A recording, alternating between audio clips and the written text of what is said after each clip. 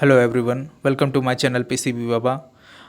आज हम होयसल डायनेस्टी को देखने वाले हैं।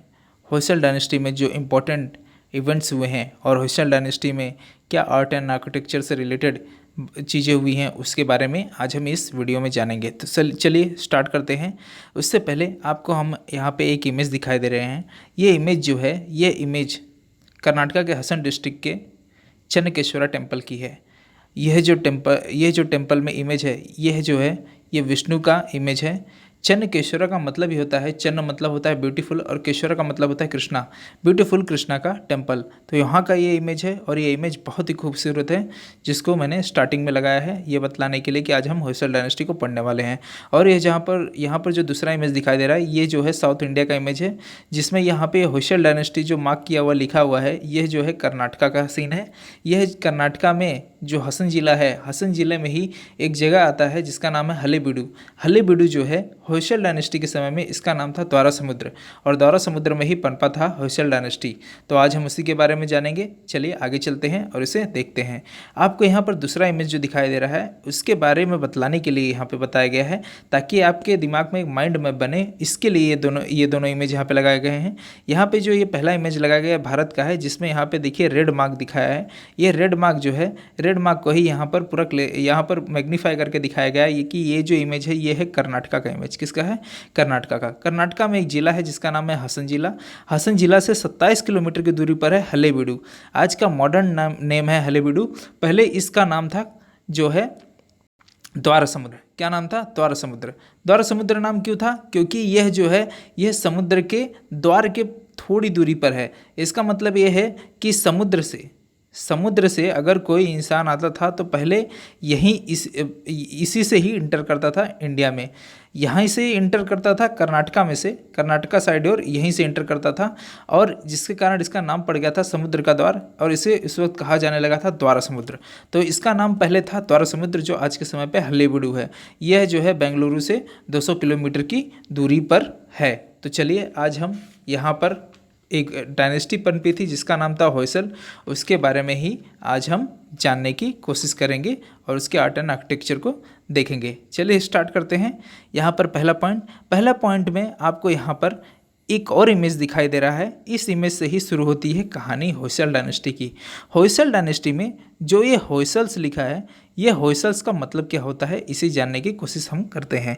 होयसल्स के बारे में एक बहुत ही अनोखी कहानी है जिसे हम लोग सुन लेते हैं। करीब करीब 1 ही मिनट की कहानी है कि द्वारा समुद्र से करीब 50 किलोमीटर की दूरी पर, देखिए द्वारा समुद्र जो है उसका मॉडर्न नेम आज हलेबीडु है। तो द्वारा समुद्र से करीब 50 किलोमीटर दूर एक गांव था जो कि वेस्टर्न घाट पे पड़ता था, जिसका नाम था अंगड़ी। अंगड़ी गांव में साल नाम का एक व्यक्ति अपने गुरु के साथ जंगल में टहल रहा था। तब अचानक सामने उसके शेर आ गया।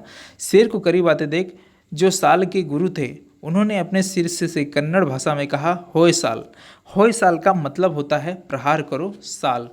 तो शेर पर हमला करने के लिए साल के पास एक नुकीली लकड़ी का डंडा था, जिससे साल ने उस नुकीले डंडे के एक प्रहार में ही शेर को ढेर कर दिया। और यह बात पूरे इलाके में एक चिंगारी की तरफ फैल गई, जिससे कारण उस इलाके में जो राजा की गद्दी होती है वह गद्दी उसे नसीब हो गई, और उसी से इलाके के राजवंश का नाम पड़ गया होयसाल। तो आज हम होयसाल के बारे में जानेंगे। यहाँ पर जो आपको इमेज दिखाई दे रहा है, ये शेर के ऊपर जो आक्रमण किया है ये इंसान व्यक्ति, यही क्या है, ये साल ने शेर के ऊपर आक्रमण किया था, उसका ही ये इमेज है। और आपको मैं बता दूं, होयसल डायनेस्टी में जितने भी आर्किटेक्चर या फिर जितने भी टेम्पल्स बनाए गए हैं, उनके हर टेम्पल्स में आपको ये इमेज देखने मिलेगा। आज चलिए हम लोग देखते हैं आज द होयसल्स ऑफ द्वारा समुद्रा, जिसका शासनकाल रहा है 11वीं सेंचुरी से लेकर 14th सेंचुरी एडी तक। 11वीं सेंचुरी का मतलब क्या होता है? 11वीं सेंचुरी का मतलब होता है कि 1001 से लेकर 1099 तक के समय को हम लोग कहेंगे 11वीं सेंचुरी। जैसे आज हम लोग जी रहे हैं 2020 में, तो 2020 को कहेंगे 21 सेंचुरी, और 21 सेंचुरी के बीच में शासनकाल कहाँ से कहाँ तक आएगा? सन 2001 से लेकर 2099 तक का। तो आप लोग समझ गए होंगे, सेंचुरी जो होता है वह एक पीछे टाइम में होता है। मतलब 2000 सन से लेकर 2099 चला तो उसको 21 सेंचुरी कहेंगे, मतलब एक पीछे होता है। तो 11th का मतलब 1000 से लेकर 1099 को कहेंगे 11th सेंचुरी। तो चलिए स्टार्ट करते हैं हम लोग। समय नंबर बात करते हुए यहाँ पे देखिए पहला पॉइंट लिखा हुआ है द्वारा समुद्र हलेबीडु मॉडर्न नेम। द्वारा समुद्र पुराना नाम था, हलेबीडु जो है आज का मॉडर्न नेम है। दूसरा पॉइंट लिखा है the Hoysalas were originally feudatories of the later western Chalukyas of Kalyani. जो later western Chalukyas of Kalyani है, जिसका शासनकाल रहा है 10th सेंचुरी से लेकर 12th सेंचुरी एडी तक, उसके ये लोग क्या थे पहले, इसके पहले ये लोग सामंत थे, होयसल डायनेस्टी के लोग। फाउंडर ऑफ होयसल डायनेस्टी कौन है, नृपाकर्मा सेकंड। नृपाकर्मा सेकंड जो है ये क्या थे, फ्यूडल लॉर्ड थे, किसके, लेटर वेस्टर्न चालुक्यास डायनेस्टी के। इन्होंने अपने समय में सामंत वर्ग के, मतलब लेटर वेस्टर्न चालुक्यास के क्या थे, सामंत थे, तो लेटर वेस्टर्न चालुक्यास की ओर से यह चोला एम्पायर के खिलाफ लड़े थे। अब देखिए नृपाकर्मा के बाद जो होयसल डायनेस्टी के राजा बनते हैं वो होते हैं विनयादित्य, और इनका शासनकाल होता है 1006 से लेकर 1022 एडी तक। यह जो होते हैं यह एक जैन धर्म पे विश्वास रखने वाले होयसल्स होते हैं, और यह एक बहुत ही प्रतिष्ठित सामंत होते हैं लेटर वेस्टर्न चालुक्यास डायनेस्टी में। और यह लेटर वेस्टर्न चालुक्यास डायनेस्टी के फ्यूडल लॉर्ड होने के कारण बहुत सारी लड़ाइयाँ फ्यूडल लॉर्ड की ओर से लड़ते हैं। यह अपने समय में बहुत सारे फ्यूडल लॉर्ड जो लेटर वेस्टर्न चालुक्यास के खिलाफ लड़ते हैं, उसके खिलाफ बगावत करते हैं। वो जो, मैं फिर से रिपीट करता हूँ, वे सामंत जो लेटर वेस्टर्न चालुक्यास के खिलाफ बगावत करते हैं, तो विनयादित्य क्या करते हैं, उन सबको दबा देते हैं, उन सबको सप्रेस कर देते हैं, जिसके कारण लेटर वेस्टर्न चालुक्यास के ये प्रतिष्ठित सामंत कहलाए जाते हैं। इन्होंने अपने समय में मैसूर पर राज किया था, मैसूर के सामंत थे, और इन्होंने कैपिटल बनाया था सोसावीर को। इसके बाद जो होयसल के इम्पोर्टेंट आते हैं, होयसल डायनेस्टी के इम्पोर्टेंट रूलर, वह होते हैं जैन धर्म पे आस्था रखने वाले, और यह लेटर वेस्टर्न चालुक्यास के साथ अलायंस करते हैं। अलायंस का मतलब क्या होता है, इसे समझिए। अलायंस का मतलब ये होता है कि लेटर वेस्टर्न चालुक्यास के साथ इन्होंने अलायंस किया है, तो इसका मतलब ये है कि लेटर वेस्टर्न चालुक्यास अगर कहीं युद्ध करने जाता है तो इनको उसके साथ जाना पड़ेगा, और अगर इनके जगह पर जहाँ ये रहते थे मैसूर में, उस पर अगर कोई आक्रमण करता है तो क्या करना पड़ेगा, लेटर वेस्टर्न चालुक्यास को आना पड़ेगा इनकी सुरक्षा के लिए। तो अलायंस का मतलब यही होता है कि एक दूसरे की मदद करना युद्ध के समय। तो इन्होंने लेटर वेस्टर्न चालुक्यास की ओर से एक लड़ाई लड़ी थी जो मालवा में धारा जगह है, उसको जीतने के लिए। मालवा जो है वो मध्य प्रदेश के इधर आता है। तो चलिए आगे चलते हैं। यहाँ पर देखिए, अब जो लास्ट राजा थे इनके, एरेंगा, उसके बाद जो रूलर बनते हैं वह होते हैं वीर बल्लला फर्स्ट। वीर बल्लला फर्स्ट जो हैं यह क्या करते हैं, ये भी जैन धर्म पे आस्था रखते हैं, लेकिन यह अपने समय में लेटर वेस्टर्न चालुक्यास से क्या करते हैं, बगावत करते हैं, उनसे युद्ध करते हैं। लेकिन यह विक्रमादित्य सिक्स जो होते हैं लेटर वेस्टर्न चालुक्यास के राजा उस समय के, वे वीर बल्लला को सप्रेस कर देते हैं, हरा देते हैं, जिसके कारण वीर बल्लला शांत हो जाते हैं।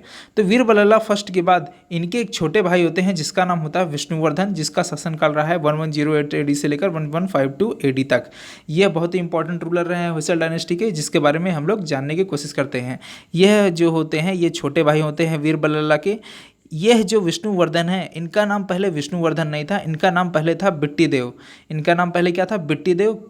यह पहले जैन धर्म पे विश्वास रखते थे, तब इनका नाम था बिट्टी देव। लेकिन जैसे ही ये रामानुजाचार्य के संपर्क में आते हैं तो यह हिंदू धर्म में कन्वर्ट कर लेते हैं खुद को, जिसके कारण ये अपना नाम भी बदल देते हैं। बिट्टी देव से ये अपना नाम बदलकर विष्णुवर्धन रख लेते हैं। रामानुजाचार्य वही मैथमेटिशियन, महान गणितज्ञ और इनके समय में एक बहुत महत्वपूर्ण मैथमेटिशियन इनके दरबार में होते हैं जिसका नाम होता है राजादित्य। और यह 2 किताबें लिखते हैं जिसका नाम है व्यवहार गणित और दूसरा है लीलावती। और इसके अलावा यह जो हैं अपने समय के बहुत ही प्रतिष्ठित रूलर रहे विनयादित्य फैमिली के। इन्होंने अपने समय में बेल्लूर जो इनका कैपिटल था उसको हटाकर द्वारा समुद्र को कैपिटल बनाया था। और इसके अलावा इन्होंने गंगावाड़ी जो कर्नाटका में है इसको कैप्चर किया था, किससे, कोलाटुंगा चोला को हराकर। कोलाटुंगा चोला कौन है, कोलाटुंगा चोलर जो हैं वह ईस्टर्न चालुक्यास के, जब चोला चालुक्या का अलायंस हो जाता है, मैट्रिमोनियल अलायंस, वैवाहिक संबंध बनने के बाद जो उनकी औलाद होती है वो पहली कौन होती है, कोलाटुंगा चोला होती है, जिसको ये हराते हैं, जो बहुत ही इंपॉर्टेंट फैक्ट है। और इसके बाद यह गंगावाड़ी जिसको ये छीने होते हैं कोलाटुंगा चोला से, इसको जीतने के बाद भी यह शांत नहीं रह पाते, उस राज्य का सुख नहीं भोग पाते। क्यों, क्योंकि गंगावाड़ी के आसपास में चोला और चालुक्य चालुक्य एम्पायर का हमेशा क्या रहता है, लड़ाई का डर रहता है। एक तो यह डर, और ऊपर से गंगावाड़ी के अंदर जो रहने वाले लोग थे वो भी क्या करते थे, बार बार बगावत करते थे। तो विष्णुवर्धन का जो ज़िंदगी वो आसान नहीं था। वह हमेशा गंगावाड़ी को बचाने के लिए चालुक्य और चालू से लड़ाई करते, चोला एम्पायर और चालुक्य एम्पायर से लड़ाई करते रहे, और साथ ही साथ गंगावाड़ी में अगर कोई बगावत होती थी उसको भी सप्रेस करते रहे। तो एक प्रकार से बफर स्टेट था। मतलब अगर यहाँ पे आप थोड़ा सा भी न्यूट्रल हो जाते हैं तो आपको कोई सप्रेस कर देगा। तो ये एक प्रकार का बफर स्टेट हो गया था। In the rain of Vishnuvardhana के शासनकाल में इन्होंने फिर भी अपनी जो टेरिटरीज है वह कावेरी के वेस्ट से लेकर कृष्णा नदी की ईस्ट तक पहुंचा दी थी। आपको इमेज के तौर पे अगर मैं बताऊं तो यहाँ पे देखिए एक इमेज है, यहाँ पर आपको साफ साफ दिखाई देगा। यहाँ पर देखिए आपको यह जो है, यहाँ पर जो गोदावरी है, गोदावरी से ऊपर आपको यहाँ पर इस साइड एक कावेरी नदी यहाँ पर दिखाई देगी। और कावेरी नदी से लेकर इन्होंने समझ लीजिए यहाँ पर जो है कृष्णा नदी ईस्ट, और यहीं से पूरे इस साइड के क्षेत्र को इन्होंने क्या किया था, अपने टेरिटरीज में मिलाकर रखा हुआ था। आगे चलते हैं, इसके बारे में और क्या लिखा है विष्णुवर्धन जी के बारे में। इन्होंने लिखा है कि विष्णुवर्धन जी के बारे में लिखा है कि इन्होंने अपने समय में चेन्नकेश्वरा टेम्पल बनवाया था।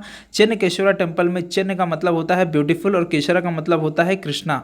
यह जो है ब्यूटीफुल कृष्णा का टेम्पल बनाए थे, और यह जो है टेम्पल का इमेज है जो बहुत ही मैग्निफिशियंट टेम्पल है, बहुत ही भव्य टेम्पल है। और इसके ऊपर नक्काशी जो की गई है यह रामायण, महाभारत, जैन और बुद्ध धर्म को दर्शाती है, उनके इमेज को दर्शाती है।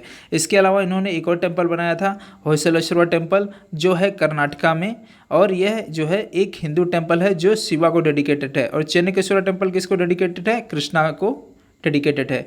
तो यहाँ पर चलते हैं होयसलेश्वर टेम्पल को देखते हैं।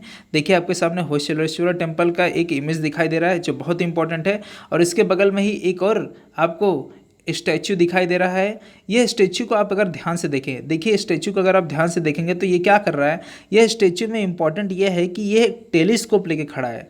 इंपॉर्टेंट जानने की बात यह है कि टेलीस्कोप यह लेके खड़ा है, तो यह इमेज बना कब था, यह इमेज बना था आज के 900 साल पहले। और आपको बता दूं टेलीस्कोप की खोज कब हुई थी, टेलीस्कोप की खोज हुई थी सन 1609 में गैलीलियो के द्वारा, जो इटली के थे। और 1609 को बीते हुए आज 400 साल हो रहे हैं, और ये जो इमेज है यह इमेज आज के 900 साल पहले का है। तो ये जो टेलीस्कोप इमेज है ये इस बात को दर्शाता है कि उस समय में टेलीस्कोप का यूज़ हुआ होगा तो ही तो कोई इंसान बनाया होगा। तो यह बहुत ही आश्चर्य की बात है। और इसमें और भी ऐसे बहुत सारे इमेज बने हुए हैं जो आज के समय में भी रहस्यमयी हैं, जिसके बारे में कोई जान नहीं पाया है। तो यह अपने आप में बहुत ही इम्पोर्टेंट मंदिर है जो भारत के लिए एकदम गौरव की बात है। आगे चलते हैं। विष्णुवर्धन के बाद जो राजा बैठते हैं गद्दी पर, उनका नाम होता है नरसिम्हा। यह अपने समय में फ्यूडल ओवरलॉर्ड, याद रखिए तेलप्पा थर्ड कहाँ के थे, ये फाउंडर थे लेटर वेस्टर्न चालुक्यास के। तेलप्पा थर्ड को ये हराते हैं नरसिम्हा वन। लेकिन इसके बाद क्या होता है, नरसिम्हा वन के जो बेटे होते हैं वीर बल्लल्ला, ये इनको राजगद्दी से उतार देते हैं और खुद राजा बन जाते हैं। और इनका शासनकाल रहा है 1173 से लेकर 1220 AD तक। यह अपने समय में यादव डायनेस्टी के बिल्लमा 5 को हराते हैं, और साथ ही साथ यह साउथ सदर्न कलाचुरीस को हराते हैं। पांड्या जो मदुरई के पांड्या होते हैं उन्हें हराते हैं। तांजोर के चौलास को हराते हैं, और साथ ही साथ लेटर वेस्टर्न चालुक्यास एम्पायर को भी हराते हैं, और अपने एम्पायर को बहुत ही दूर तक फैला देते हैं। और इनके समय में बहुत ही महान पोइट्स रहे हैं जिनका नाम है जन्ना, नेमिचंद्रा और रुद्रभट्टा। और अपने समय में इन्होंने बहुत सारे टेम्पल्स भी बनवाए, जिसका नाम है केदारेश्वरा टेम्पल जो हलेबीडु कर्नाटका में है, वीर नारायण टेम्पल जो बेलवाड़ी कर्नाटका में है, और साथ ही साथ अमृतेश्वर टेम्पल जो अमृतापुरा में है जो कर्नाटका में है। और इसके अलावा भी इन्होंने चन्नकेश्वरा टेम्पल के दिखने वाले समान, मतलब चन्नकेश्वरा टेम्पल के जैसे दिखने वाले एकदम समान हूबहू मंदिर को बनवाया है, जो कि आज के समय मोसेल कर्नाटका में है। और चन्नकेश्वरा टेम्पल के बगल में एक और टेम्पल है जिसका नाम है नागेश्वरा टेम्पल। ये इनके टेम्पल्स के नाम है जो इनके द्वारा बनवाए गए हैं। अब इसके बाद चलते हैं हम लोग वीर नरसिम्हा की ओर। वीर नरसिम्हा सेकंड जो है इनका शासनकाल रहा है 1220 से लेकर 1235 AD तक। यह जो है अपने समय में कांडवास को हराते हैं, जिनका शासनकाल रहता है तमिलनाडु के कुड्डालोर में। और इसके अलावा ये पांड्यास को हराते हैं जो मदुरई में होते हैं। लेकिन यह जो है अपने शासनकाल में कृष्णा और तुंगभद्रा के बीच की जो टेरिटरीज होती है जो होयसल डायनेस्टी के द्वारा जीती हुई रहती है, ऐसे ही हार जाते हैं। और इनको हराने वाले जो रूलर होते हैं वह यादव रूलर होते हैं जिनका नाम होता है सिंघना। और इसके अलावा ये बहुत सारे रूलर्स को हराते भी हैं। यह रूलर्स को हराने में जिसको हराते हैं वो होता है पांड्या का रूलर, जिसका नाम होता है मारवर्मन सुंदर। और यह पांड्या रूलर को इसलिए हराते हैं क्योंकि उस वक्त में एक चोला एम्पायर के राजा होते हैं जिनका नाम होता है राजराजा थर्ड। इनसे जो होता है इनका मैट्रोमैनियल अलायंस होता है। इनकी सुरक्षा में ये आते हैं और पांड्या किंग को हराते हैं जिसका नाम होता है मारावर्मन सुंदरा पांड्या। ओके, इसके आगे यहाँ पे इनके बारे में हमें जो भी इंफॉर्मेशन मालूम पड़ती है वह इनके पिलर ऑफ विक्ट्री जो रामेश्वरम में है उससे पता चलती है। वहाँ पर इनके बारे में लिखा हुआ है और वो पिलर आज भी रामेश्वरम में मौजूद है। इसके अलावा आगे चलते हैं। इनके बाद जो राजा आते हैं उनका नाम होता है वीर सोमेश्वरा, जिनका शासनकाल रहा है 1235 AD से लेकर 1263 AD तक। इन्होंने अपने समय में एक ही काम किया था। इन्होंने अपने किंगडम को, मतलब इनका जो एम्पायर साम्राज्य था, इसको 2 भागों में डिवाइड कर दिया। और 2 भागों में डिवाइड इसलिए कर दिया क्योंकि इनके 2 बेटे थे और दोनों बेटों में पट नहीं रही थी। तो इन्होंने एक बेटे को दिया त्रिचिरापल्ली का जगह जो नाम था कन्नानूर, और दूसरा इन्होंने दिया हलेबीडु इन्होंने दिया अपने दूसरे बेटे को जिसका नाम था नरसिम्हा थर्ड, और तिरुचिरापल्ली का कन्नानूर इन्होंने दिया रामनाथा को। तो इन दोनों में रामनाथा और नरसिम्हा थर्ड में जो सबसे इंपॉर्टेंट रूलर बाहर निकल के आते हैं वो होते हैं नरसिम्हा थर्ड जो है वो हलेबीडु पे रूल करते हैं। और यह जो है यह पार्श्वनाथ की पूजा करते हैं जो 23वें जैन तीर्थंकर होते हैं। और बाद में यह क्या करते हैं, यह जो हैं अपने बेटे वीर बल्लाल थर्ड को यह राजगद्दी सौंपकर यह वनवास चले जाते हैं या फिर राजगद्दी को छोड़ देते हैं। अब इसके बाद आते हैं वीर बल्लाल थर्ड। यह लास्ट ग्रेटर रूलर हैं इस डायनेस्टी के, जिनके बारे में मैं आपको थोड़ा डिटेल में बताऊंगा और ये इम्पॉर्टेंट भी है। अकॉर्डिंग टू हिस्टोरियंस, इतिहासकारों के अनुसार, आप यहाँ पे देखिएगा बाद में, पहले सुन लीजिए। इतिहासकारों के अनुसार बताया जाता है कि जो अलाउद्दीन खिलजी का जनरल था मलिक कफूर, वह जो है 1310 AD में लड़ाई करता है। 1310 AD में जो होयसल के गद्दी पर बैठे रहते हैं बल्लाल थर्ड, इनसे क्या करता है, यह लड़ाई करता है। और लड़ाई करने में क्या होता है, दोनों पक्षों में लड़ाई होने के बाद जो बल्लाल थर्ड है वह क्या होता है, खिलजी की जो सेना होती है जिसके जनरल होते हैं मलिक कफूर, उनसे ये हार जाते हैं। तो मलिक कफूर से हारने के बाद मलिक कफूर के सामने जो है बल्लाल थर्ड 2 प्रस्ताव रखते हैं। प्रस्ताव यह रखते हैं कि आप और आपके और हमारे बीच में सुलह हो जाए। तो मलिक कफूर सुलह करने के लिए इनके बल्लाल थर्ड के सामने 2 ही शर्त रखते हैं। बोलते हैं पहला ये या फिर आप इस्लाम धर्म कबूल कीजिए या फिर खिलजी शासकों को हर साल तय मात्रा में सोना चांदी पहुँचाएँ। तो बल्लाल थर्ड दूसरी शर्त स्वीकार करते हैं और मलिक कफूर इनके करीब 1000 हाथी और करीब 30,000 घोड़े अपने साथ में और साथ ही साथ बहुत सारे सोने चांदी लेकर चले जाता है। इनके होयसल डायनेस्टी में जितने भी मंदिर बनाए होते हैं बहुत सारों को तोड़कर और साथ ही साथ बहुत सारी चीज़ों को लूटकर। मलिक कफूर तो दिल्ली चले जाता है, लेकिन उसके बाद साउथ इंडिया के होयसल डायनेस्टी के ऊपर मुस्लिमों के बार आक्रमण होते हैं, जिसके कारण यह जो है शहर बर्बाद हो जाता है। और बर्बाद होने के कारण ही द्वारा समुद्रा से नाम बदलकर इसका नाम पड़ जाता है हलेबीडु। अब बात क्या होती है, वीर बल्लाल थर्ड के ही शासनकाल में वो होयसल डायनेस्टी के राजा रहते हैं, लेकिन होता क्या है 1316 में अलाउद्दीन खिलजी मर जाता है। इनका शासनकाल 1342 तक है वीर बल्लाल थर्ड का, देखिए यहाँ पर लिखा हुआ है। 1316 में अलाउद्दीन खिलजी मर जाते हैं। इसके बाद दिल्ली सल्तनत पे बैठते कौन है, बैठते हैं तुगलक जैसे ही बैठता है, तुगलक के समय में एक बहुत ही बड़ा लफड़ा होता है। वह लफड़ा ये होता है कि इसका एक भतीजा जो होता है बागी निकल जाता है। बागी का मतलब होता है कि बगावत कर लेता है, जिससे कारण तुगलक उसे मारने के लिए ढूंढते हैं। लेकिन तुगलक का ये भतीजा शरण ले लेता है बल्लाल थर्ड के पास। बल्लाल थर्ड उसे शरण दे देते हैं, जिससे कारण जो तुगलक हैं वह बहुत ही गुस्से में आ जाते हैं और वह सन 1326 में हमला बोल देते हैं और वहाँ पे लोगों को हरा देते हैं। और हराने के बाद जब इनका अंतिम शासनकाल रहा है 1342 AD में, उस वक्त में तुगलकों ने क्या किया, मदुरै में भल्लाल को बहुत ही दर्दनाक मौत दिया। दर्दनाक मौत यह दिया कि तुगलक के दौर में जो जो इनको बल्लाल को भयानक या दर्दनाक मौत दिया गया है उसके बारे में इब्न बतूता ने वर्णन किया है। बताया यह है कि बल्लाल को पकड़कर बड़े ही बेरहमी से मारा गया। उसके बाद उनकी चमड़ी उधेड़ ली गई और उनके शरीर में भूसा भरकर मदुरै की दीवार पर लटका दिया गया। तो बल्लाल थड़ की बहुत ही बुरी मौत हुई थी। इसके बाद बल्लाल थड़ के मरने के बाद जो हैं इनके बेटे सत्ता पर काबिज होते हैं, जिनका नाम होता है बल्लाल फोर। लेकिन ये भी कंटिन्यू स्ट्रगल करते रहते हैं, लड़ाई करते रहते हैं मुस्लिमों के साथ में, और इसके साथ ही जो होयसल किंगडम है वह सदा सदा के लिए समाप्त हो जाता है। तो ये होयसल किंगडम के बारे में कहानी है जो लास्ट 1342 AD तक चलती है। तो यही बस होयसल किंगडम के बारे में बतलाया गया है। जो इनके इंपॉर्टेंट राजा हैं सबके नाम आपको बताए गए हैं, और इसके जो इंपॉर्टेंट टेम्पल्स रहे हैं या फिर जो भी कवि रहे हैं उनके बारे में बतलाया गया। तो ये है जो होयसल डायनेस्टी के बारे में कहानी। अगर ये सब बातें आपको अच्छी लगी हों, अगर आपके लिए थोड़ा सा भी लेक्चर यूज़फुल रहा है तो please like share and subscribe. Thank you.